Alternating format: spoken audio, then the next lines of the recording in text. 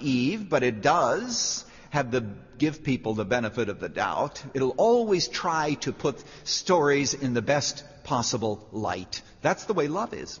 And then he says it hopes all things. It hopes for the very best.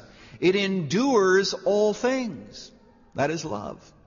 Now, I don't think that we should interpret this to mean that if you are being abused, you should simply take it. I want you to know today that if you are being abused in your home by a father, or if a husband is abusing his wife or abusing his children, you should go for help. But the Bible does indicate that this is a quality of love that you do not find on Main Street. This is special. Love is necessary, love is special, and love is eternal. We keep going here. I told you we were going for a walk, and we're not yet to the end of the garden. Notice it says in verse 8, love never fails. But if there are gifts of prophecy, they will be done away.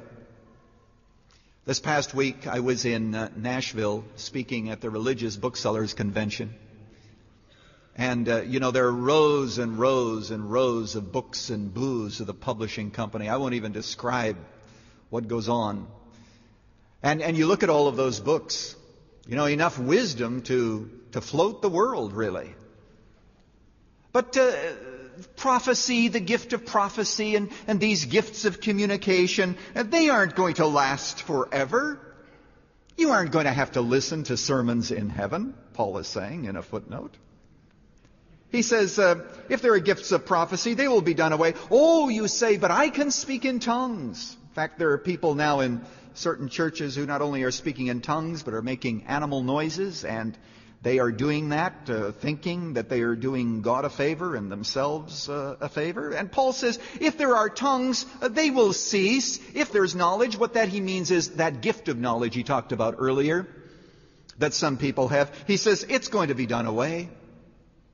So all of the books and all of the tapes and all of the things that we put so much stock in today, they will no longer be relevant at a certain point of time, and they will all burn. They will all burn.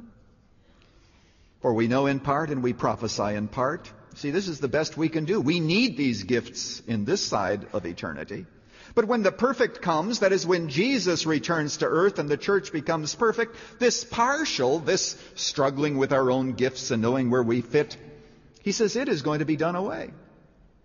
When I was a child, I used to speak as a child. I thought as a child and reason as a child. When I became a man, I put away childish things. Paul says, all you're arguing about gifts and this one is greater and you really need that if you're going to get really plugged into God. He said, it's childish. He's not depreciating the gifts, mind you. They are very important, but what he's saying is if that's your emphasis and you don't see this overwhelming tide of love that should engulf all that you do, he says you have really missed it and you are childish. Yeah, that's what he says.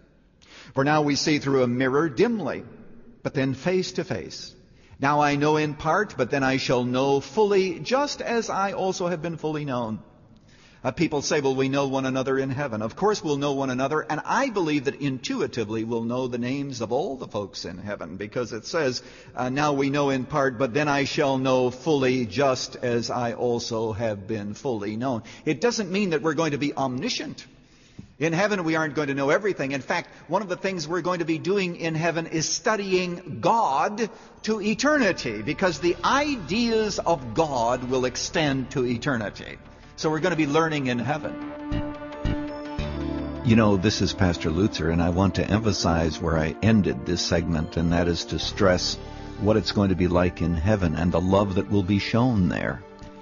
I believe that when we are in heaven, it's not going to simply be seeing Jesus and worshiping him, though that will be the highlight.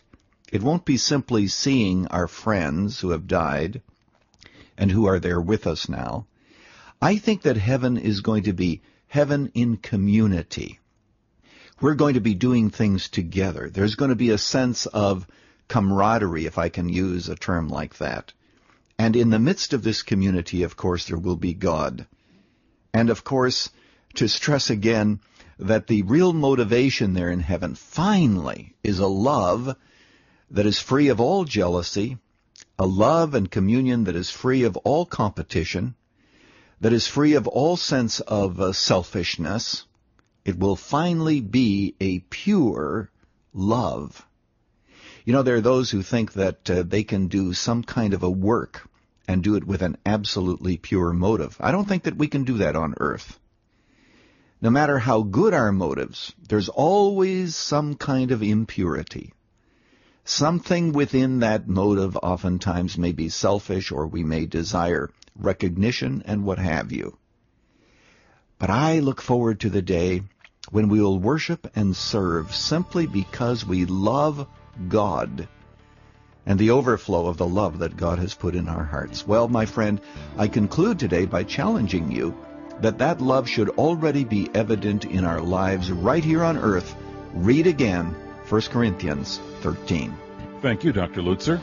That was Dr. Erwin Lutzer with Part 2 of The Motivation of Love, the fourth and final message in his series, Finding Where You Fit. Tomorrow, more on how people are attracted to one another and why our understanding of love must become more than skin deep. Our series on Finding Where You Fit can help all of us make sure we're plugged in where God wants us to serve and be found serving with the right motivation. All 4 messages in the series can be yours on CD, cassette, or MP3.